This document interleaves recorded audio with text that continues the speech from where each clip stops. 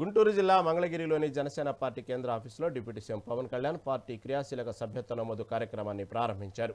ఈ సందర్భంగా పార్టీ బలోపేతం కోసం స్వయంగా 2 కోట్ల రూపాయల భారీ విరాళాన్ని పవన్ అందజేశారు. తొలి సభ్యత్వాన్ని స్వీకరించి కేడర్లో నూతన ఉత్తేజాన్ని నింపారు. ఈ కార్యక్రమం కేవలం అంకెలకు సంబంధించినది కాదని పార్టీ సిద్ధాంతాలను ప్రజల్లోకి బలంగా తీసుకెళ్లే ఒక మహత్తర యజ్ఞమని పవన్ కళ్యాణ్ అభివర్ణించారు. ఇక ఈ నమోదు ప్రక్రియలో భాగస్వాములయ్యే వారికి పవన్ కళ్యాణ్ సరికొత్త నామకరణం చేశారు. పార్టీ ఆశయాలను ఆంక్షలను లోతుగా అర్థం చేసుకుని క్షేత్రస్థాయిలో పనిచేసే వారిని ఉద్యమిగా, నవతరంలో ప్రేరేపణ కలిగించి సభ్యత్వాలను నమోదు చేసేవారిని సాధకుగా పేరు పెట్టారు. అలాగే పార్టీకి మేధోపరమైన ఆర్థిక సాంకేతిక సహకారాన్ని అందించే వారిని ప్రదాతలుగా పిలుస్తామని ప్రకటించారు. పార్టీ ప్రయాణంలో కేవలం 150 మందితో మొదలైందని పవన్ తెలిపారు.